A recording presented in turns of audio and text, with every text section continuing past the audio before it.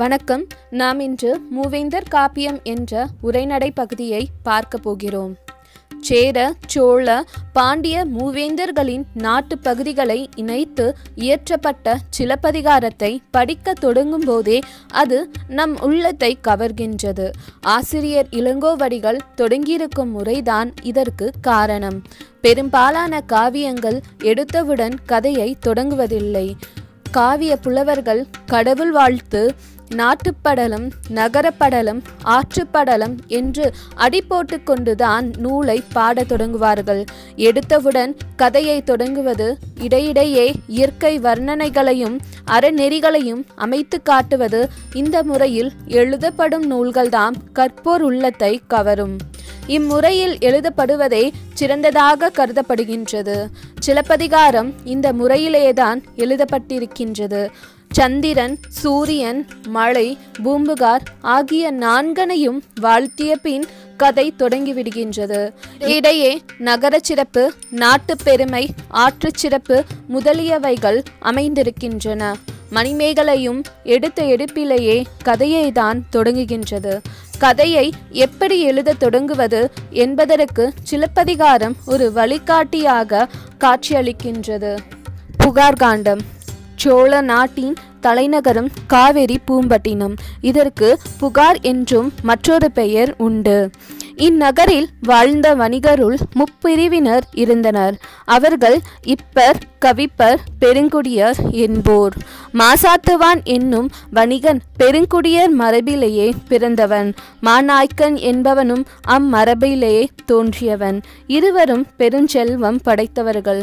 மாசாத்துவான் மகன் கோவலன், மாநாய்க்கன் மகள் கண்ணகி இருவர் தம் பெற்றோர்களும் ஒரு நல்ல நாளிலே வைதிக சடங்குகளுடன் கோவலனுக்கும் கண்ணகிக்கும் திருமணம் செய்து வைத்தனர். கோவலன் கண்ணகியுடன் அன்போடு இணைந்து வாழ்ந்தான். கோவலன் அன்னை பெருமனை கிழத்தி என்பவள் அவள் மகனையும் மருமகளையும் தனி குடித்தனமாக வைத்தாள். இல்லறம் நடத்துவதற்கான எல்லா வசதிகளையும் செய்து கொடுத்தாள். கோவலன் கண்ணகி இருவரும் இல்லற தர்மத்தை இனிது பின்பற்றி வாழ்ந்து வந்தனர். இக்காலத்தில் கோவலன் மாதவி என்னும் கணிகையின் மேல் காதல் கொண்டு அவளோடு சேர்ந்து வாழ்ந்தான்.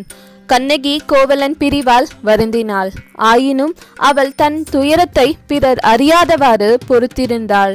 கால வழக்கப்படி புகார் நகரிலே இந்திரனுக்கு திருவிழா நடந்தது. விழாவின் முடிவில் நகர மக்கள் கடலாடச் சென்றனர். கோவலனும் மாதவியுடன் கடலாடச் சென்றான். அவனும் மாதவியும் கடற்கரையிலே ஒரு புறத்தில் அமர்ந்தனர். வீணை வாசித்து மகிழ்ந்தனர். கோவலன் மற்றொரு பெண்ணை காதலிப்பது போன்ற கருத்துள்ள வரிபாடலை பாடினான். மாதவியும் அக்குறிப்பு தோன்ற பாடினாள். உடனே கோவலன் மாதவியின் பால் ஐயுற்று அவளை விட்டு பிரிந்தான். கோவலன் நேரே கண்ணகியின் இல்லத்தை அடைந்தான். அப்பொழுது கண்ணகி தேவந்தி என்னும் பார்ப்பன தோழியுடன் உரையாடி கொண்டிருந்தாள்.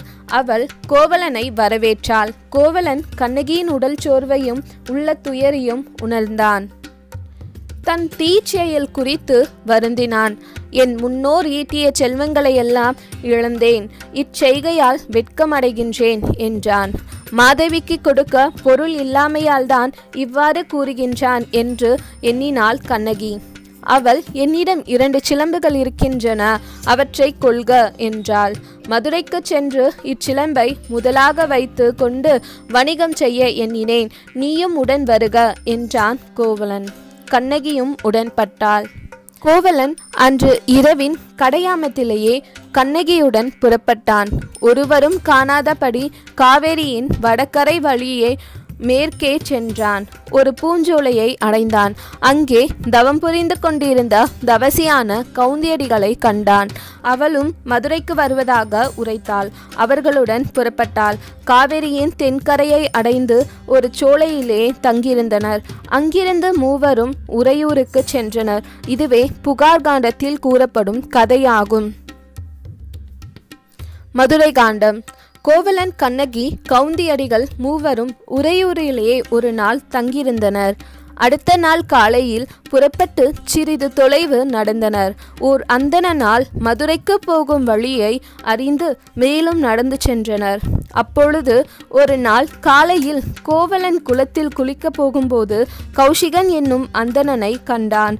அவன் கோவலன் பிரிவால் வருந்தும் மாதவியால் அனுப்பப்பட்டவன். அவன் வாயிலாக தன் பெற்றோர்களின் துன்பத்தையும் மாதவியின் துயரத்தையும் உணர்ந்தான், வருந்தினான். தான் மதுரைக்கு புறப்பட்ட காரணத்தை தன் பெற்றோர்களுக்கு கூறி அவர்களை பாதுகாக்கும்படி அந்தணனிடம் உரைத்தான்.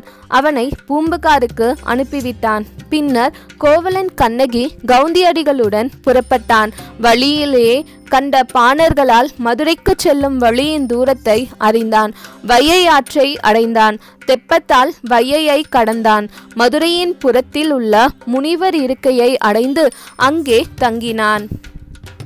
மறுநாள் காலையில் கோவலன் கவுந்தியடிகளை வணங்கினான். கண்ணகியை அவள் பாதுகாப்பில் வைத்துவிட்டு மதுரை நகருக்குள் சென்றான். வாணிகம் புரிவதற்கான இடத்தை நாடினான். அச்சமயம் அங்கே இறைச்சியர் தலைவியாகிய மாதரி என்பவள் வந்தாள். அவளை நல்லவள் என்று கண்ட கவுந்தியடிகள் அவளை அருகில் அழைத்தாள். கண்ணகியின் கற்பு மேம்பாட்டை கூறினாள். கண்ணகியை அவளிடம் அடைக்கல பொருளாக கொடுத்தாள். மாதரியும் மகிழ்ச்சியுடன் கோவலனையும் கண்ணகியையும் ஆயர்பாடியில் உள்ள தன் மனைக்கு அழைத்து போனாள். மாதரி விருந்தினர் இருவரையும் ஒரு புதிய மனையிலேயே அமர்த்தினாள். தன் மகள் ஐயை என்பவளை கண்ணகிக்கு துணையாக வைத்தாள். அவர்கள் சமைத்து சாப்பிடுவதற்கு வேண்டிய எல்லா பொருள்களையும் கொடுத்தாள். கண்ணகி நன்றாக சமைத்தால் கணவனுக்கு பரிமாறினாள். அதனை சுவைத்து உண்ட கோவலன் கண்ணகியிடம் தனது மதியற்ற நடத்தைக்காக மனம் வருந்தினான். கண்ணகியின் மாண்பை பாராட்டி புகழ்ந்தான். கண்ணகியின் சிலம்புகளுள் ஒன்றை எடுத்துக்கொண்டான். நான் விரைவிலேயே இச்சிலம்பை விற்று வருகின்றேன் என்று சொல்லி புறப்பட்டான். அவள் தனித்திருப்பதை கண்டு சிந்தை வருந்தி சென்றான். கோவலன் நகருக்குள் செல்லும்போது தீச்சகுனங்கள் பல காணப்பட்டன. அவற்றை கவனிக்காமல் கடைத்தெருவினுள் புகுந்தான். அவன் எதிரில் 100 பொற்கொள்ளர்கள் பின்வர ஒரு பொற்கொள்ளன் முன்வந்தான். அவனிடம் சிலம்பின் விலையை மதிப்பிடுவாயோ என்றான் கோவலன். தன்னிடமிருந்த சிலம்பை அவனிடம் காட்டினான். பொற்கொள்ளன், இதை அரசினிடம் காட்டி வருகிறேன், அதுவரை நீர் இங்கே இரும் என்று ஓர் இடத்தை காட்டி போனான். கோவலன் அவ்விடத்தில் காத்திருந்தான். அந்த பொற்கொள்ளன் அரசியின் சிலம்பு ஒன்றை திருடியவன். கோவலன் கொடுத்த சிலம்பும் அரசியின் சிலம்பும் ஒத்திருந்ததை கண்டான். இப்புதியவன் திருடன் என்று காட்டி தான் தப்பித்து கொள்ளலாம் என்று முடிவு செய்து கொண்டான். பொற்கொள்ளன் போனபோது பாண்டியன் தன் மனைவியை காண்பதற்காக அந்தப்புரத்தை நோக்கி விரைந்து சென்று கொண்டிருந்தார். பொற்கொள்ளன் அவனை வணங்கி, என் குடிசையிலிருந்து சிலம்பை திருடிய கள்வன் அகப்பட்டான், கையும் களவுமாக பிடித்துவிட்டேன் என்றான். மன்னன் காவலர்களை அழைத்து அவனை கொன்று அச்சிலம்பை கொண்டு வாருங்கள் என்று சொல்லிவிட்டு சென்றான். பொற்கொள்ளன் போனபோது பாண்டியன் தன் மனைவியை காண்பதற்காக அந்தப்புரத்தை நோக்கி விரைந்து சென்று கொண்டிருந்தான். பொற்கொள்ளன் அவனை வணங்கி, என் குடிசையிலிருந்து சிலம்பை திருடிய கள்வன் அகப்பட்டான், கையும் களவுமாக பிடித்துவிட்டேன் என்றான். மன்னன் காவலர்களை அழைத்து அவனை கொன்று அச்சிலம்பை கொண்டு வாருங்கள் என்று சொல்லிவிட்டு சென்றான். பொற்கொள்ளன் அக்காவலர்களுடன் கோவலன் இருந்த இடத்தை அடைந்தான். காவலர்கள் கோவலனை கள்வன் என்று நம்ப மறுத்தனர். பொற்கொள்ளன் கள்வர்களின் இலக்கணத்தை எடுத்துரைத்தான். காவலர்களை இகழ்ந்தான். உடனே காவலர்களிலே கொடியோன் ஒருவன் விரைந்து கோவலனை தன் வாளால் வெட்டினான். இதன்பின் கண்ணகி இருந்த ஆயச்சேரியிலேயே பல அபாய அறிகுறிகள் நிகழ்ந்தன. மாதரி முதலியோர் இதற்கு பரிகாரமாக கூத்தாடினர். மாதரி வையைக்கு நீராடச் சென்றபோது கோவலன் கொலையுண்ட செய்தியை அறிந்தாள். இதை கண்ணகி உணர்ந்தவுடன் பதைத்து மூர்ச்சித்தாள். கண்ணகி உயிர்விட துணிந்தாள். சூரியனை நோக்கி, என் கணவன் கள்வனோ என்றாள். அவன், உன் கணவன் கள்வன் அல்லன், அவனை கள்வன் என்ற இவ்வூரை தீ உண்ணும் என்றான். கண்ணகி மிகுந்த சினங்கொண்டாள். மற்றொரு சிலம்பை கையில் ஏந்தி கொண்டு மதுரை நகருக்குள் புகுந்தாள். பலவாறு புலம்பினாள். என் கணவனை காண்பேன், அவன் வாய்மொழியை கேட்பேன், இன்றேல் என்னை இகழும் மீன் என்று சூளுரைத்தாள். கணவன் வெட்டுண்டு கிடந்த இடத்தை அடைந்தாள். கீழே விழுந்து புலம்பினாள். இச்சமயத்தில் பாண்டியன் மனைவி தீய கனவுகள் பல கண்டாள். அவற்றை பாண்டியனிடமிருந்து சொல்லிக் கொண்டிருந்தாள். அப்பொழுது கண்ணகி சினத்துடன் அரண்மனை வாயிலை அடைந்தாள். தன் வரவை அரசனுக்கு அறிவித்தாள். அவன் அனுமதிப்படி அவள் அரசன் முன் போய் நின்றாள். கண்ணகி தன்னை இன்னார் என்று அறிவித்தாள். கோவலன் கள்வன் அல்லன் என்றாள். தன் சிலம்பினுள் இருக்கும் பரல் மாணிக்கம் என்றாள். அரசன் தன் மனைவியின் சிலம்பினுள் இருக்கும் பரல் முத்து என்றான். உடனே கோவலனிடமிருந்து கவர்ந்த சிலம்பை வருவித்தான். கண்ணகி அதை எடுத்து உடைத்தாள். அதிலிருந்து மாணிக்க பரல் தெரித்து வீழ்ந்தது. அது கண்ட அரசன் நடுநடுங்கி போனான். அறத்தை சிதைத்த என் ஆயுள் அழிக என்று சொல்லி அரியாசனத்தில் சாய்ந்தான். அப்படியே மாண்டு போனான். பாண்டியன் மனைவி காத்தருள்க என்று சொல்லி கண்ணகியின் அடிகளிலேயே வீழ்ந்தாள். அப்படியே அவளும் வானுலகை அடைந்தாள். கண்ணகி, நான் பத்தினியானால் இவ்வூரை அழிப்பேன் என்று உரைத்தாள். அக்னி தேவன் கண்ணகியின் கட்டளைப்படி அந்நகரை பற்றி எரித்தான். தீயோர்களை சுட்டு பொசுக்கினான். மதுரையை காத்திருந்த வருண பூதங்கள் 4 பெயர்ந்து சென்றன. வஞ்சிகாண்டம். கண்ணகி மதுரையை விட்டு வையைக்கரை வழியே மேற்கு நோக்கி சென்றாள். மலைநாட்டை அடைந்தாள். திருச்செங்குன்றை சேர்ந்தாள். 14வது நாளின் மாலையிலேயே ஒரு வேங்கை மர நிழலிலே நின்ற அவள் முன்பு கோவலன் தெய்வ வடிவோடு வந்தான். கண்ணகி அவனுடன் சேர்ந்து விமானம் ஏறி ஸ்வர்க்கம் சென்றாள். வேங்கை மர நிழலிலே கண்ணகி கோவலனுடன் வானுலகை அடைந்ததை வேடர்கள் கண்டனர், வியப்புற்றனர்.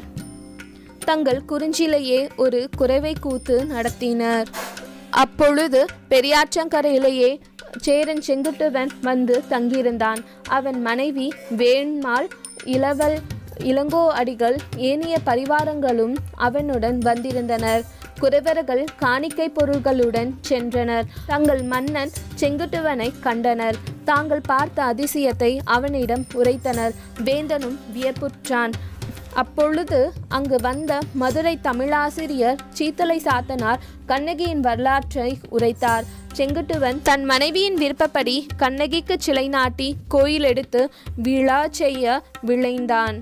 இதுவே சிலப்பதிகாரத்தின் கதை. கதையின் இடையே பல சிறுகதைகளும் கலந்து கிடைக்கின்றன. இக்கதை ஒரு விறுவிறுப்பான நாடகம் போல் அமைந்திருப்பதை காணலாம். கதையின் இடையிடையே இன்பமளிக்கும் நிகழ்ச்சிகள் பல அமைந்திருக்கின்றன. அவைகளில் நகைச்சுவை அளிக்கும் நிகழ்ச்சிகளும் உண்டு. இவ்வாறு பல்வகை சுவையும் பொருந்தி ஒரு உயர்ந்த நாடகம் போல் அமைந்திருப்பது சிலப்பதிகார கதையாகும். இதற்கு குடிமக்கள் காப்பியம் எனவும் பெயருண்டு. நன்றி, வணக்கம். இந்த சேனலை சப்ஸ்கிரைப் பண்ணுங்கள், ஷேர் பண்ணுங்கள், லைக் பண்ணுங்கள்.